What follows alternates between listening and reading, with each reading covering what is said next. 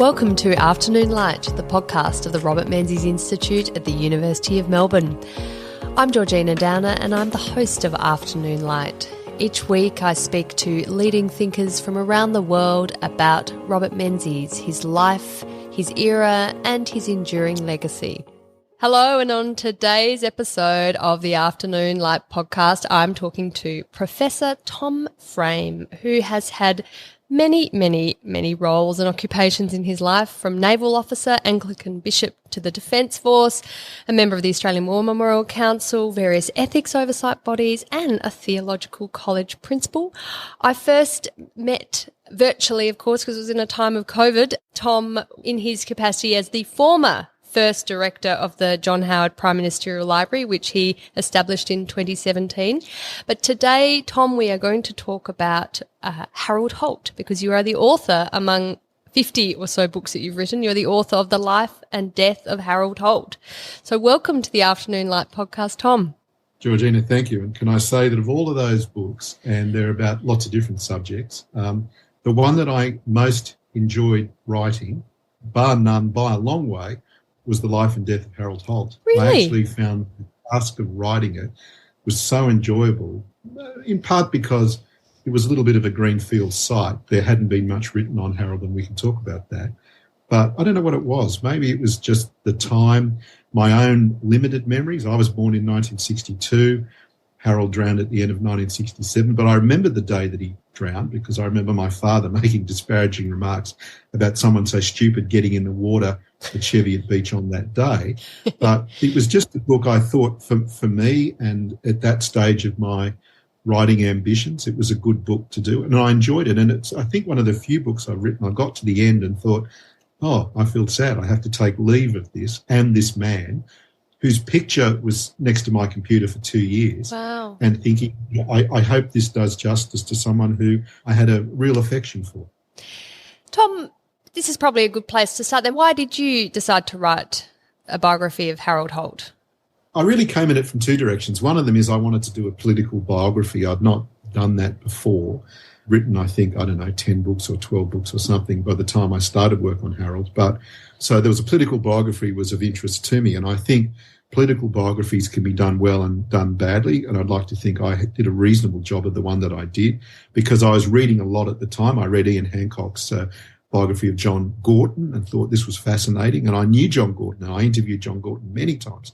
So having met him and then read the book was good, but it was largely because I'd encountered Harold when I was working on my doctoral thesis, which became one of my books, called Where Fate Calls, the HMAS Voyager tragedy. And there were two royal commissions into the loss of Voyager, the first one immediately after to try to establish why it occurred, and the second was 3 years later to deal with allegations that the captain of Voyager was incapacitated on the night of the collision, and that material that should have been made known to the first commission wasn't presented. And Harold decided, after a parliamentary debate where he changed his mind halfway through, that there wouldn't be a royal commission, then there would be a royal commission. And it didn't make Harold look good.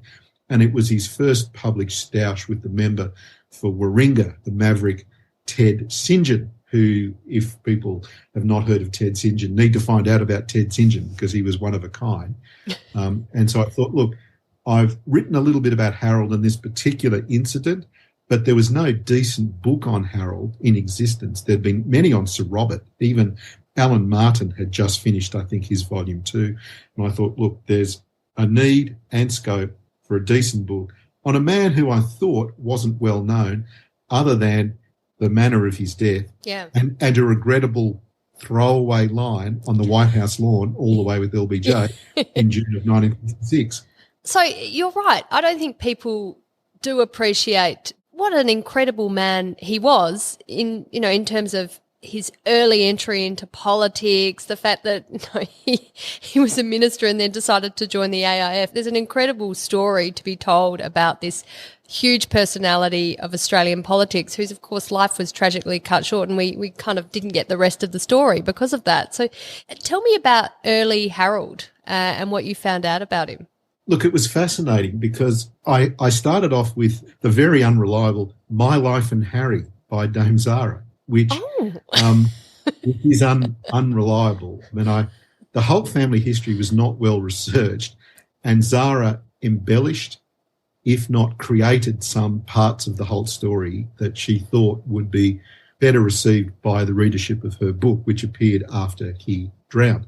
So Harold was born, and you're going to love this, across the street from where I was born in Stanmore. Is that right? In New South Wales. Yeah, so I was born on Cambridge Street and he was born just around the corner in 1908. His parents' relationship was not very stable, I think that'd be true to say, and he and his younger brother Cliff, who was 2 years younger, they, I think, suffered from the fact that parents' relationship wasn't great, and his father, Tom Holt, was a organiser or a field officer for J.C. Williamson's and for Hoyt's Cinemas and was away a great deal.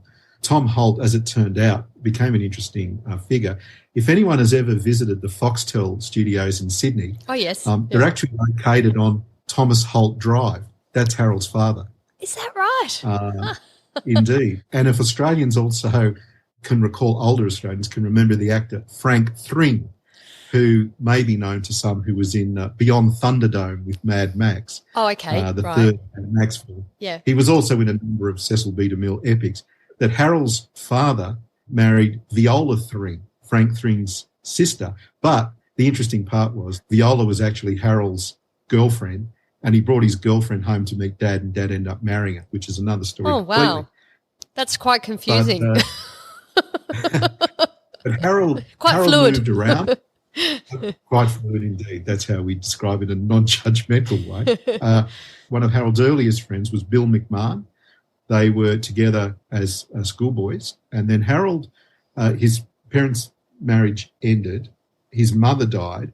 He was, to some degree, moved around family relatives until he said, I want to go and live in Melbourne. I want to go to Wesley College. And that's what he did. So although Harold Holt was seen to be quintessentially Melbourne establishment. He was, wasn't he? He wasn't. No. He was born in Stanmore in Sydney, and he had one term at a one-teacher school at a place called Nubber, which is near Murrum Bateman in New South Wales, and that may be totally obscure, but he had this very disrupted childhood. And I argue that he didn't have the kind of affection and, I think, personal tenderness that children need to feel they belong. And I think that's why in later life he didn't like being unpopular and sometimes was too concerned about being liked. And I think that's a feature of his life. He's probably the most personable Prime Minister we may have had. Just people loved his company, certainly women did. Now, he went to school in Melbourne. He then went to Melbourne University. He then got involved in, well, he was a lawyer, but he got involved in politics and met the young Robert Menzies.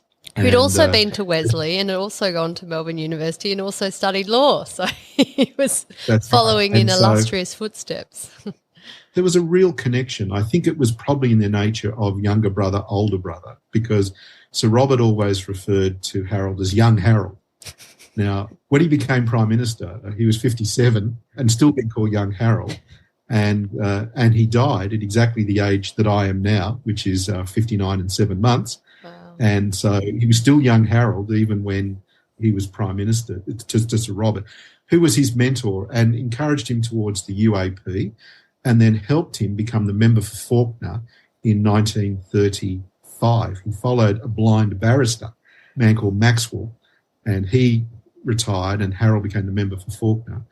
And then he and Sir Robert were very, very close. It was kind of like an older brother, younger brother thing. And then, unsurprisingly, when Sir Robert became Prime Minister, he invited Harold to be a minister, and at one stage was the youngest minister in Australia, and then had the surprise tagline of being the godfather to 1 million Australian children because Harold introduced child endowment. Oh, that was Harold's great the only bachelor in the cabinet, and yet he's the grandfather or godfather because he brings in child endowment. So their relationship was close. It was one of reverence towards Sir Robert and encouragement towards Harold. And then they had the great cataclysm of Sir Robert's prime ministership ended, and we could talk about that in some depth if you wanted to. Yes, I think that's really important because, as you say, there was this sort of brotherly, affectionate relationship, and thanks to Menzies, Harold Holt was a minister at the age of 30. I mean, it's hard to think that that's possible in this day and age. But then Harold rather regrettably feels compelled to support the downfall of Menzies as Prime Minister the first time around. That's right. And look, he did this with a great deal of personal anguish. I mean, you know, sometimes if we remember the Godfather movies, and when someone's about to be whacked, someone says, oh, it's nothing personal. Well, for Harold Holt, everything was personal. Everything was personal. And so when he found himself in that group that thought Menzies should not continue as Prime Minister, it left a permanent mark on him. It was just terrible, terrible, terrible, terrible. And I don't think, I'll say this with confidence, I don't think there's any sign that he ever got over it, because when he became Prime Minister himself, he said to Zara, the first thing he said on the phone was, I've got this the way I wanted it. I didn't have to step over anyone's dead body. And when people talk about Harold Holt as being this docile, loyal deputy of Menzies, if they don't understand the anguish and pain of 1941, then they do not understand that Harold said, you know, I'm not going to raise my hand against the old man. He, like some people, he called him the old man. I'm not going to raise my hand. He has earned the right to stay as long as he wants. And so after Harold became the deputy leader, and some people thought the heir apparent until Barwick turned up, and then I think everyone quickly saw that Sir Garfield Barwick was not going to be Menzies' successor, Harold took that personal anguish from 41 and said, you know, I've made a pledge, I'm not going to stand against him, and I won't, and didn't. And that incredible deference across the party to Menzies is something, you know, it's almost unparalleled. I can't think of another leader who's experienced that. I mean, obviously John Howard never lost the party leadership despite rumblings towards the end of the Howard government in 2006-07. That incredible deference to the leadership of Menzies, despite the fact that he'd been in the position for 16 years, you know, you would have thought some in the party room might be thinking, well, maybe someone else could have a turn, mate. But no, they wouldn't. You know, that's incredible. But obviously, as you said, the Harold Holt had that experience of the 41 first term of Menzies' prime ministership, and presumably didn't want to repeat that act of disloyalty. Well, I think there's a number of levels. I think the first thing is that the 1943 people, if they're not students of history, they would have no reason to think about the 1943 election, which was a total, utter, unmitigated thrashing of the UAP. And even Harold Holt was saying behind the scenes that this party is rotten. This party isn't a party. It might be a non-Labor party, but that's it. It's a non-Labor party. And Harold's view was, and Harold was a genuine liberal moderate, his view was that this party was a mess. And so the debt to Sir Robert is not only that he'd been Prime Minister but had fallen, but he'd been a wartime Prime Minister, and it was his inability to get on with colleagues as much as anything that led to his demise, but that he's gone from the 1943 thrashing to establishing a new party with an organisation that is viable, then wins well until 1961. So why would you get rid of him until 1961 when the Liberal Party came very, very close to losing? Why would you change Menzies in that period? He's a towering figure. He has a sublime intellect. He is able to control his cabinet, and there's some fairly disputatious characters among them. And when the 61 election, when they go within a seat of losing, the attitude of Harold and others is, well, Harold's saying, I'm the treasurer, I'm the heir apparent, but we still have confidence in the leader. It's external factors like the economy that have worked against us, not that he's no longer the best person to lead the party. And so I think that people think that he's still relatively at the top of his game until the end of 1965, when, at that Christmas, he confides to Tony Eggleton, his press secretary, that he's deciding to go.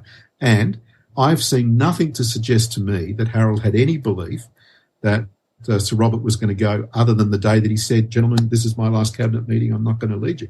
Harold had no special warning, no inkling, and hadn't even predicted when Menzies might go. I think, in fact, as I understand it, he was falling asleep at the cabinet meeting. Harold had a tendency to do that, nod off, when Sir Robert said, that's it. And Harold kind of rouses himself and says, this is my chance.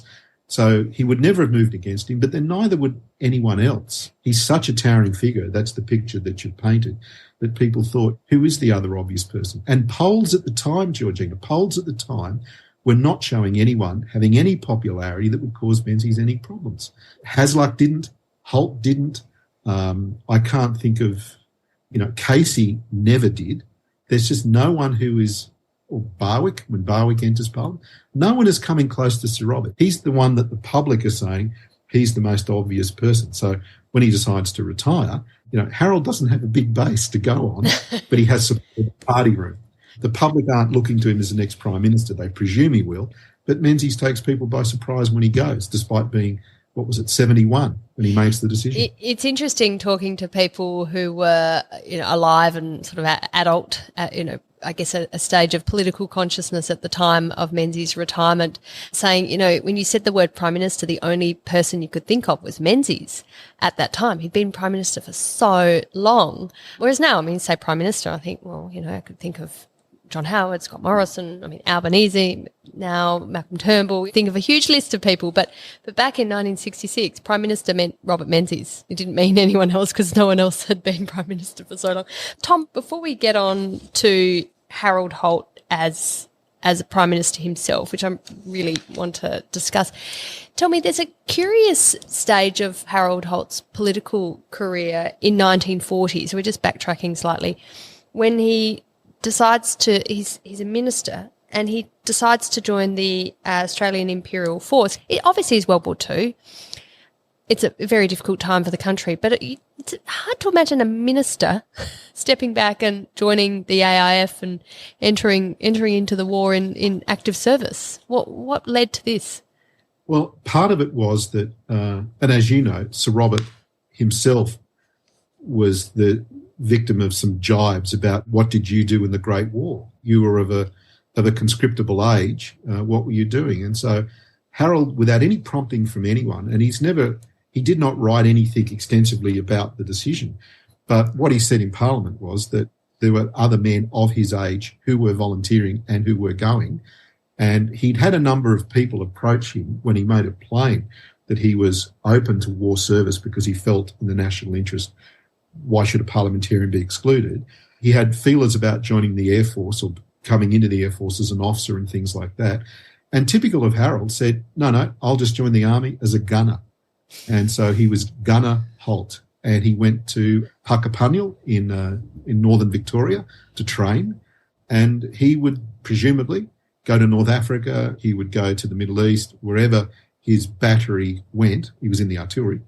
And that's what he would do for the duration. And there was a kind of sense that if you did that, your seat would be protected for you and that people would know that you're going off to do war service and that you were coming back. So there was almost like your future would be regarded in a particular way if you did this. There were a number of other parliamentarians that did it, not a large number, because not that many of them were of the age where military service was an option to them. They were older men. Of course. And therefore, how could they, they're just, quite frankly, they're too old.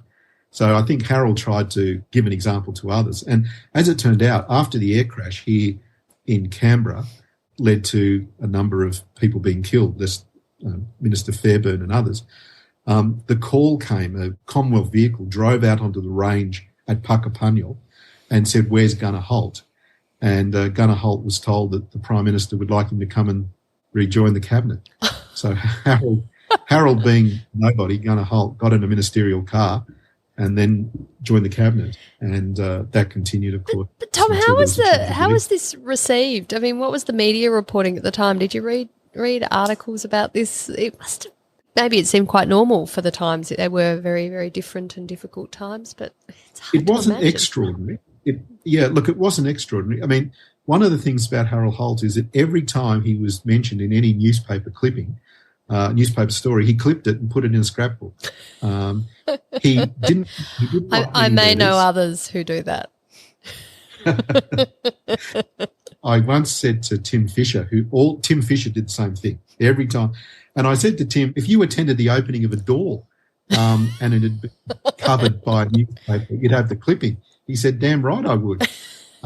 So every clipping of Tim Fisher we have here in the Howard Library. Every clipping of Harold Holt is in these scrapbooks, which he kept. And at the time it was regarded as being not remarkable, but it was something newsworthy. And it was mainly that he'd gone from being a soldier to coming back to the cabinet. And the difference in the context. And it's interesting that people like Joe Gullett and some others who later were leading figures in the Liberal Party actually said Harold might have been better if he'd stayed in the army and got that experience rather than coming back, because he never left Australia. He never went overseas. He didn't finish his training. And a number of people said it would have been better had he joined the army, got the experience. It would have given him experience with men of different shapes and sizes. And also because in his own cabinet, many years later, returned men, veterans, were treated with a particular respect and regard that others were not. And so, for instance, people like Garfield Barwick, he was chided for the fact that Gar, where were you during the war? And Eddie Ward used to taunt him and others, where were you during the war? You were making money as a lawyer. Now, that's cruel and it's unfortunate. That's what people did. The playing the man, not the ball, that's not something that's new. So the press reporting was positive and it was understandable that the Menzies government needed him and he came back. My own personal view is that probably would have done Harold. It would have been good for Harold to have had that experience and I think he would have built on it. It might have meant that he was better able to take tough decisions in difficult circumstances, which is one of the criticisms that was later made of him. That not that he avoided hard decisions, but he didn't make them with as much authority and confidence as he might have.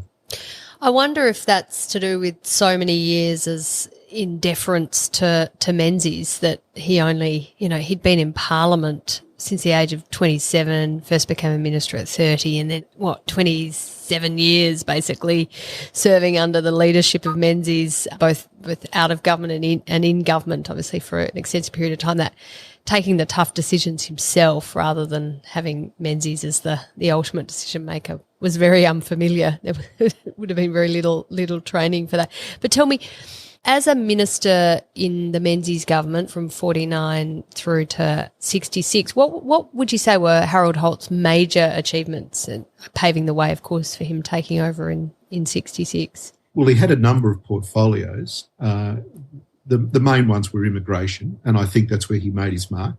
He was also Minister for Labour and National Service. He then got the job that he had to do, which he didn't like, which was the Treasury. Yeah. Well, if you want to be leader, it's a good job to do. But he was the first one, Georgina. He was the first one to be the Treasurer who was a Liberal. Previous to that time, because McEwen wanted trade.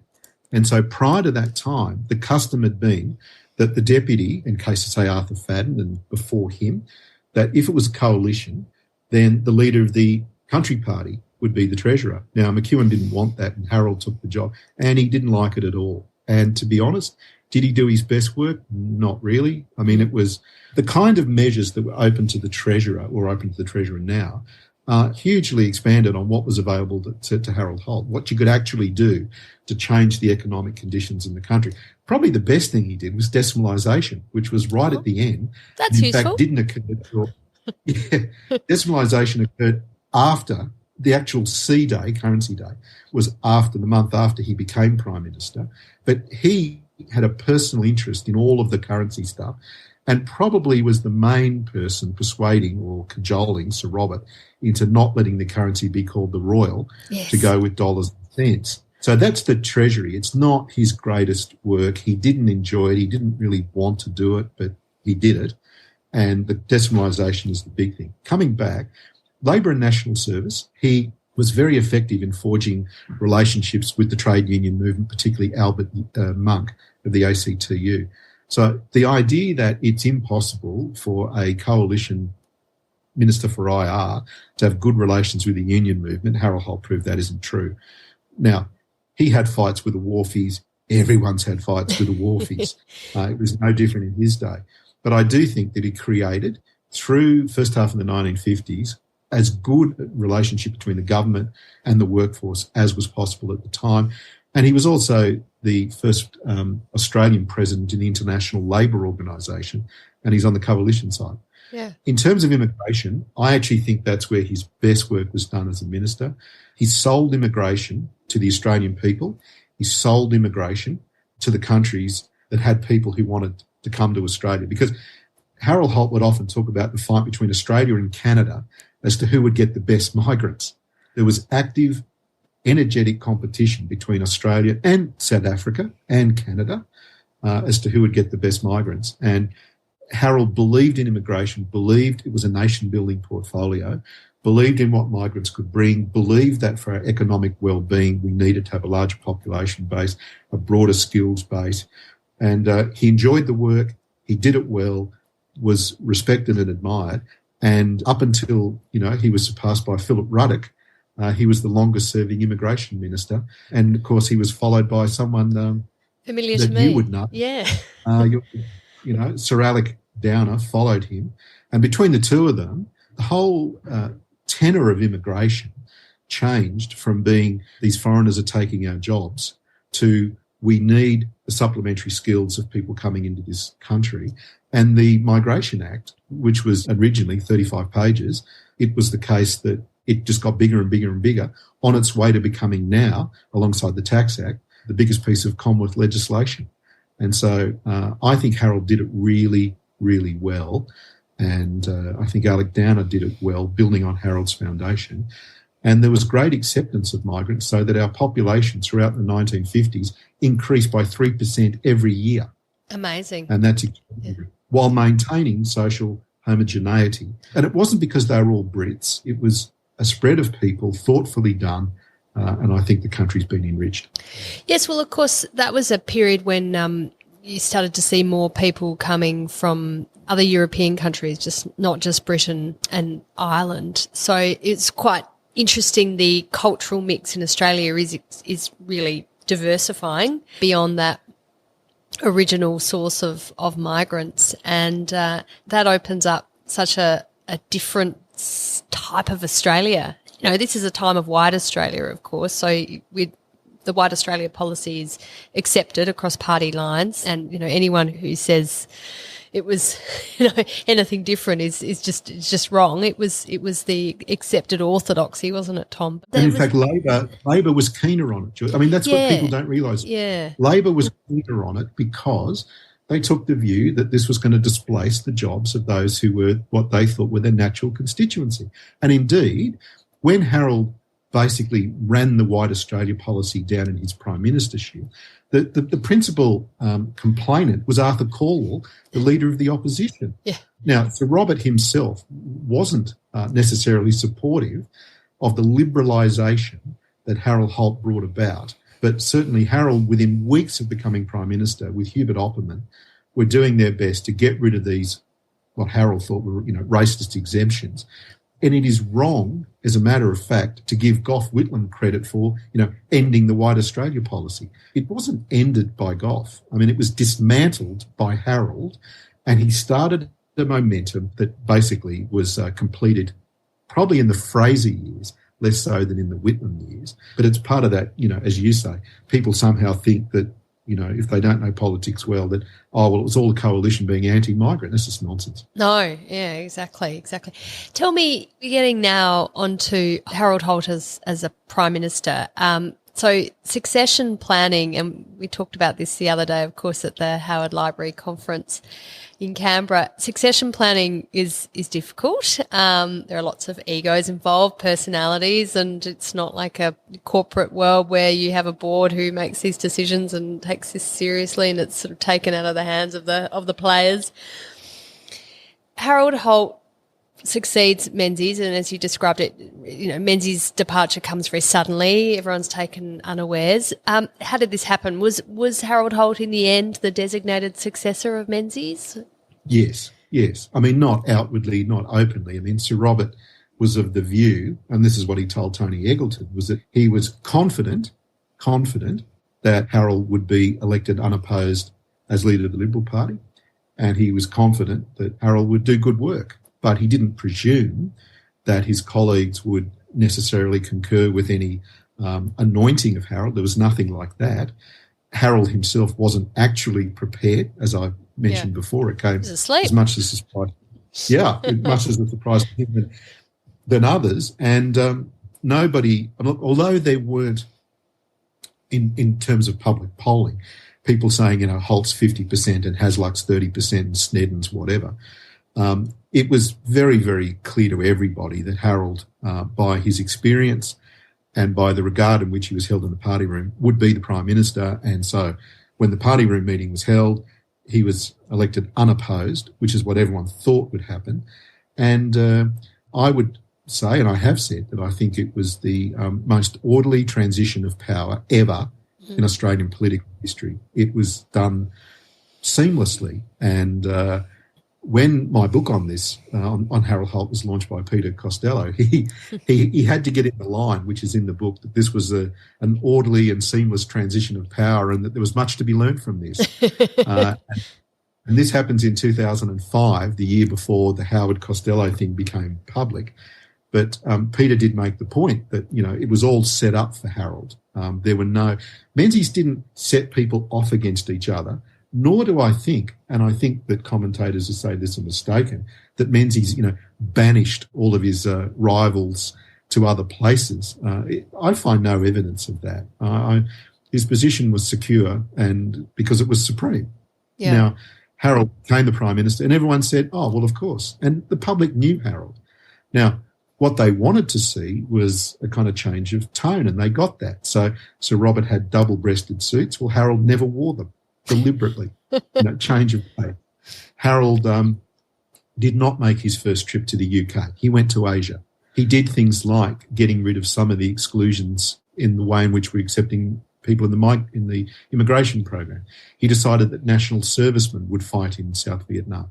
He did a number of things early in his prime ministership to make the point that he was different from his predecessor, but that the interesting thing was to not make anyone fear that, there was a radical change because the people seemed to want more of what they'd had.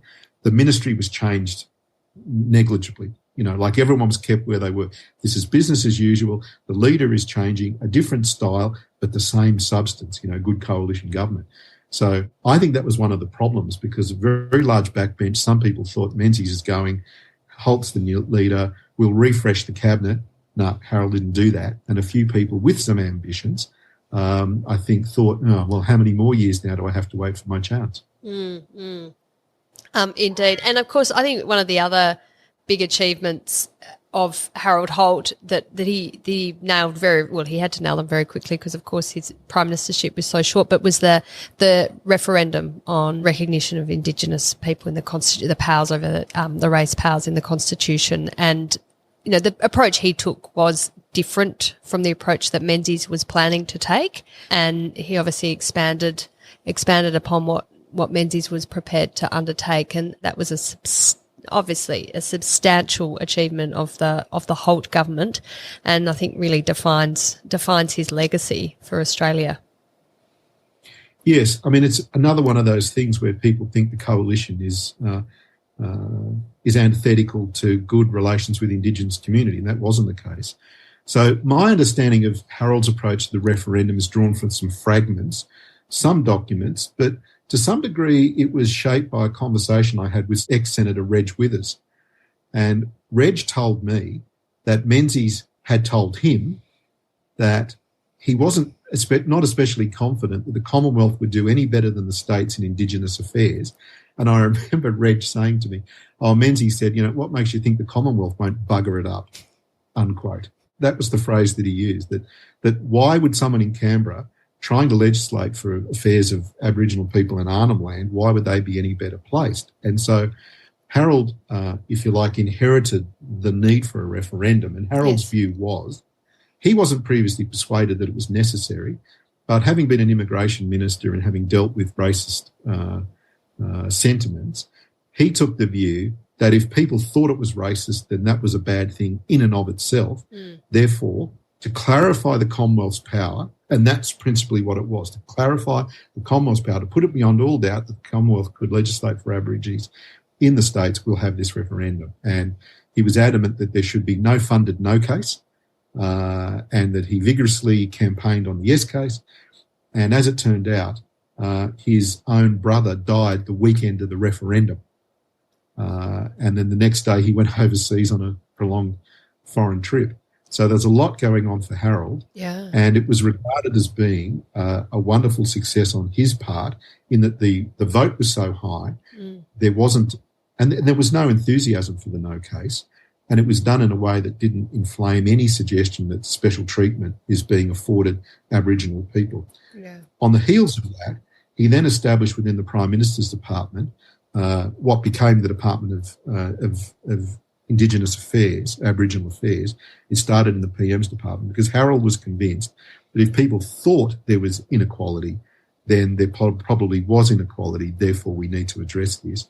So he's a kind of accidental pioneer in this field, and again, I don't think has received the credit that he deserves for something that, as you've pointed out, was a turning point in this part of our national life.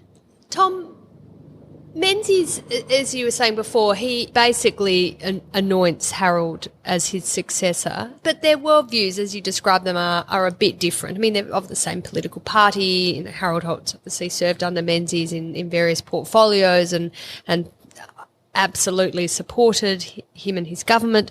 But there was a divergence, obviously, of opinion. You say Harold Holt was a liberal moderate, obviously socially quite liberal, progressive, as we might say these days. How did they diverge? I mean, Menzies is painted as very conservative, of course, in light of contemporary values. And he's an older man. I mean, okay, he's in his 70s, Harold, but Harold's in his late 50s. But I think they're formed by different things. And Harold moved in different social circles. Yes. I mean, he's almost bohemian.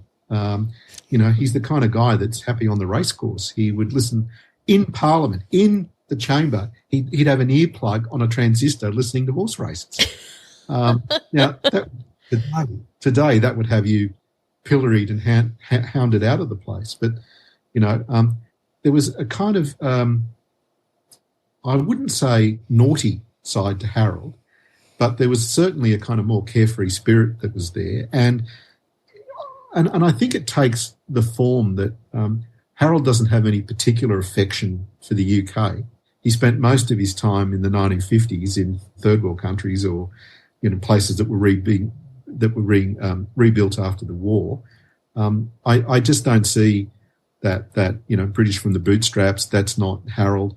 He did early on call England the home country, but stopped doing that pretty quickly. He was also keen on getting rid of, for instance, he reinstated Australian passport. On our passports, they were briefly had Australia in 1949, then Australia disappeared. Harold Holt's government brought back putting Australia on the front of the passports. Oh, there you go. Within the first 6 months of his time. So there was this much more sense of Australia is a country at the foot of Asia, it has to be connected, and also that the cultural life of Australia was probably languishing.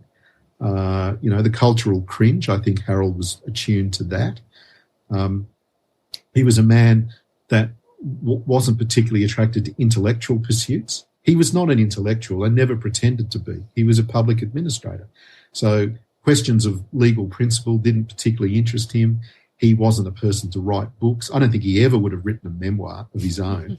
When Lord Bruce said to him in the year in which he died, when Harold died, 1967, about getting a biographer, Harold just showed no interest whatsoever.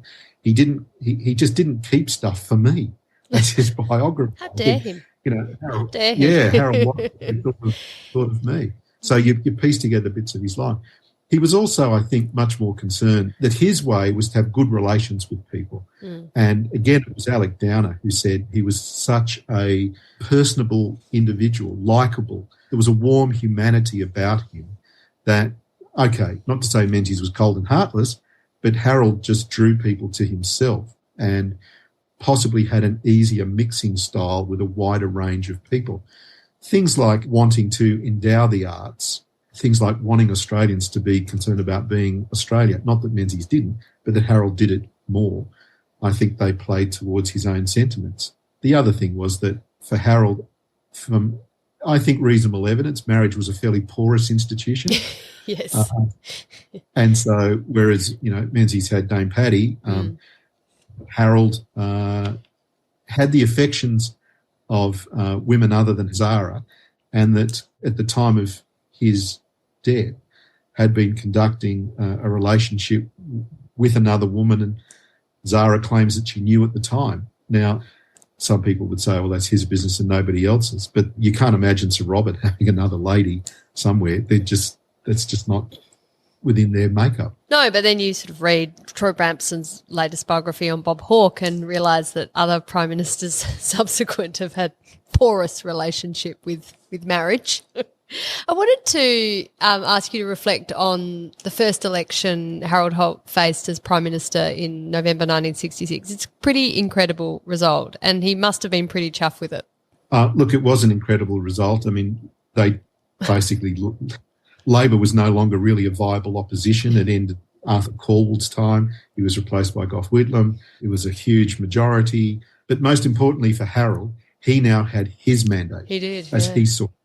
So he's come along and he's finished off Menzies' term. In October 1966, he wins a mighty victory. He's riding high. He's established himself as the Prime Minister. And, of course, he's helped by Lyndon Johnson, who is the first incumbent president to visit Australia. And he's a Democrat, and yet he's supporting the coalition Prime Minister in order to defeat, consciously intending to defeat a Labor opposition leader. And Harold, by the end of October 1966, that for him is the pinnacle. He's riding high. But importantly, it's now his government and not, if you like, the complementary last third of the Menzies government. It's a really big moment. And it really means that Labor's got at least 2 elections to come back. Such was the majority. And I think it really says that when the coalition wins, it wins big. When it loses big. And that Australian governments generally get 2 terms. Well, every government has got 2 terms since 1931, if you count, because Gough had 2 terms because he went to the people after 16 months. And so it's so big a victory that Whitlam and the Labor Party realise it's a 6-year program to get back to government. And, of course, we know that's what they do. Yeah, I mean, just looking at the results, 56.9% two-party preferred result for the coalition, 49.9% first preference vote for the coalition. You just think of what happened the other day in May in the federal election. Neither of the major political parties got even close to 40% of the primary vote. Yeah. I mean, they're well in the 30s, in the low 30s. So it's incredible how different the political climate is. And we probably can't get back to that. No. We probably... Because, you get Holt wins big, Fraser wins big, Howard wins big. But the days of the government getting 50, Labor getting 40 and 10% for the rest are possibly gone forever. Now, that comes at a price. I actually don't think the price is worth paying for what you get. But certainly, as you've pointed out, 56% two-party, it's just devastating. And I think probably Harold thought he had a bit of a buffer. Yeah. That would carry at least 1 term. But the coalition is somewhat impatient when leaders don't succeed. So I think he thought he was only as good as his last election. And come 67, the Senate election didn't go so well, and you get the murmurers going. So, people can be a little bit fickle, particularly on the coalition side, I feel. And tell me, Tom, before we get on to the end, and that happens pretty quickly, unfortunately, but tell me about Harold Holt and LBJ. We're familiar with All the Way with LBJ, but paint a picture of the broader story there. Well, again, people just see this as being sycophancy, but it's nothing of the sort. It sounds it, and people say, well, he can't make it sound other than it was. But let me give some background, as you've asked. Johnson and Holt are born in the same month. They're both born in August of 1908. They enter public life in the same year. Oh, right. They both join the military in the same year. Now, Johnson sees war service, Harold doesn't. But they meet in Melbourne in 1942 and play tennis together. Ah. So it's a long-standing friendship. And then in the 50s, they had some casual connection, I'd have to say. It's not particularly close. But when Harold becomes Prime Minister and he links with Lyndon, they just click, like John Howard with George Bush. Now, I don't know how and why John Howard and George Bush click, because they don't seem to me to be similar people, but they're neither to Harold and Lyndon. They're on the opposite sides of the political divide. One's from Melbourne, the other one's a Texan, but they just seem to click. And they talked frankly. They even at one Camp David meeting just gave each other the briefing notices that they'd been given by the officials. So, Harold, what have you been told? Lyndon, what have you been told? And they exchanged them. There was a real openness there, and Harold could see how Australia could help Johnson and the war in Vietnam with the changing political fortunes both in the US and in Australia, where the tide turns against the war, not until 1968, but there's indications that it's becoming less popular, and particularly conscription changes it because everyone now has an interest, because everybody, at least families with young men, could be conscripted. So it was a close relationship. And it was, I think, even further strengthened because Lady Bird Johnson and Zara just seemed to click as well. And they liked each other's company. And even after Harold had drowned, Zara went to stay with the Johnsons. Oh, did she? They were Yeah, they were friends. And the first foreigner to have an American warship named after them is Harold Holt. Really? So Johnson said there will be a USS Harold E. Holt, the first foreigner to have an American warship named after them. So that is really significant. That's the depth of the friendship. And indeed, one of the curious things is when Gorton visited in 1968 and Tony Eggleton had been with Harold and as press secretary and with Gorton, when Tony was the last person to get in the helicopter to fly away from, I think it was Camp David, Johnson kind of whispered in Tony's ear, "It's not the same, Tony. It's not the same," because he and Harold were just so close, and they just seemed to click. Now, when that happens on a personal level, it also means that things professionally can work. Yes.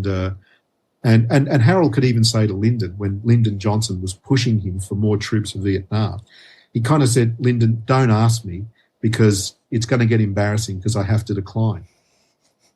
And it takes a particular kind of relationship for one national leader to say to another, "Don't ask me because you're just embarrassing me." I mean, that goes beyond diplomacy. That goes to friendship. Yeah. And Johnson said, "Okay, Harold, okay, I won't ask you for any more troops in Vietnam, because you've said to me it'll embarrass me personally." So there was a concern of Johnson for Holt and his own political standing. So when he says, "Oh, Mr. President, whenever you think you're without a friend in the world, remember that in a far corner there'll always be a country that'll be all the way with LBJ." Where did it come from? Well, Harold had seen it on an election poster for Johnson's re-election in 1964. That was Johnson's election slogan in 64, "All the way with LBJ." And indeed, Johnson knew that Harold had been getting a lot of criticism in Australia for saying that. And he wrote Harold this personal note, which is just a handwritten note that says, "I was talking to the Thai Prime Minister the other day and I mentioned to him your difficulties, and he replied, 'Better all the way with LBJ than half a win with Ho Chi Minh.'" And bizarre is this getting? So Johnson reports this to Harold from the Thai Prime Minister, and I can't remember whether Harold released that to the public, but there was a friendly kind of banter there, and that's wonderful. Yeah. So I think people should not be unfair in realising that, first of all, people do make there are throwaway lines, and sometimes they're best thrown away, and that was just one of them. Yeah, it was just being nice to a friend, and it backfired. Yeah, and a throwaway line, and you're hung, drawn, and quartered for it. It's difficult. Politics can be very cruel, very unfair. Tell me, let's finish this wonderful discussion on it's a sad note, of course, the disappearance of Harold Holt on Cheviot Beach, on the Mornington Peninsula in Victoria. What happened, Tom? Was it the North Koreans? No, it was Chinese. Oh, it was Chinese. It was Chinese. I thought it was the North Koreans. Maybe that's where we went wrong. Well, so the whole idea of a Chinese submarine came from a book by Anthony Gray called The Prime Minister Was a Spy, which was based on just the bizarre recollections of Ronald Mervyn Titcomb, who was a naval officer who I interviewed not long before he died. Titcomb told Gray that Harold was a Chinese spy. Titcomb had been a naval diver and had been involved in naval intelligence and claimed to know things about Harold, which weren't true. I mean, I like one of his stepson's line, he couldn't have been a Chinese spy, didn't even like Chinese food. That's how bizarre the thing was. So the whole idea that he was a Chinese spy came from a book, which in the end, they printed 50,000, sold 8,000, the rest were pulped. And I have interviewed Anthony Gray, who told me there was a grave in Beijing. I said, fine, show me the grave and we'll settle it for once. So I went to, I think, extreme lengths to check the story out. I got all of my naval friends to give me the charts off Cheviot Beach where the sand was, where it would be possible to bottom a submarine. And I remember I was somewhere and then Senator George Brandis came up to me and said, I read your Harold Holt book. Oh, but that chapter on the submarine, that was just waste of time. That was silly. That was whatever. I said, well, I'm sorry, Senator. I said, but that's what everyone kind of thinks might have happened, or at least finds it amusing. But he simply he was with some friends. He was getting a bit hot and irritated. It was a bit humid. He said, I'm just going to go and wet myself. He got in up to his knees, somehow slipped. It was sand. He got dragged out into an area in the middle of Cheviot Beach, which even on a good day is rough. And that was the last that was seen of him. And the beach is called Cheviot Beach after a vessel called SS Cheviot, which sank there, was wrecked in the 1880s. Of the 35 people who drowned, only 7 bodies were recovered. Oh. If you drown there, you end up in Bass Strait. You get taken away. Now, if Harold had gone, there's beyond the beach, about 150 metres out, the rock drops away quite significantly. If he'd banged his head, drowned, it's quite likely he was eaten by crayfish and sea lice, which means that his body would not have floated. I'm sorry if anyone's listening to this while they're having their lunch, but that's what happens. If someone drowns and their stomach is perforated, they don't blow up when the gases of their body start to give them buoyancy. Harold just couldn't be found. And the naval doctors who were there, they got there at about 7 o'clock. They wouldn't get in the water. It was too rough. They came back the next day and it was plain that he was gone. So it was a bad decision. It was reckless. It was possibly showing off in front of younger people. Look, I'm not scared of the water. I'm 59. I'm going to get into the water. It was just a dumb thing to do. And in Australia, since 1945, more than half of drownings don't produce a body or don't lead to a body being recovered. And it just so happened that he's the Prime Minister. Well, these statistics are no respecter of public office. So he drowned. That's it. He just drowned. And he was presumed dead several days later. And then a week later, there was the memorial service at St Paul's Cathedral in Melbourne. And then Jack McEwen was appointed Prime Minister until the Liberal Party could elect a successor. And that's when they surprised everybody by choosing Senator Gorton. And unfortunately, Harold was forgotten pretty quickly. There was almost a kind of reluctance to dwell, maybe thinking it would upset the family. And you get all those kind of terrible jokes. In New South Wales, the joke was waiting for Cronulla to win a premiership was like leaving the porch light on for Harold Holt. And then the other one was there was a shark doing a circumnavigation of Australia until it came to Cheviot Beach and a screaming halt. That's how tasteless they were. Are they in your book? Magazine. Yeah, I've mentioned some of them. Only from the point of view that people just tried to, typically Australian. Sure. Make light of a tragedy. Yeah. Yeah. So even in Malvern, in the swimming pool, yes, the Harold Holt Memorial swimming baths. Can you believe it? My children did swimming lessons there. And everyone knows them as Dead Harry's. The pool's known as Dead Harry's. And then down on Cheviot Beach, it's the Harold Holt Marine Reserve. I mean, how ironic. And I remember Bill Bryson was doing, the travel writer, was doing his book, and I saw him in an airport lounge, and I went up and spoke to him about, Harold Holt and the rest of it. And he just looked at me as though, you belong to a strange race of people, you Australians, Yes, yeah, we do. We thought it was humorous. He just thought, I think it was macabre. Well, therein lies the difference between Australian humour and American humour, I'm sure. Tom Frame, it's been a wonderful discussion about Harold Holt. Thank you so much for your time, and I know our listeners are going to really, really enjoy this podcast. It's you've opened up so much knowledge that needs to be shared, and I really do thank you for that. That's very kind of my thanks to you and also to your listeners. The Afternoon Light podcast is brought to you by the Robert Menzies Institute at the University of Melbourne. You can find more about the Institute and our podcast at robertmenziesinstitute.org.au. We're also on Twitter, on Facebook and LinkedIn. We look forward to you joining our show next week. Thank you.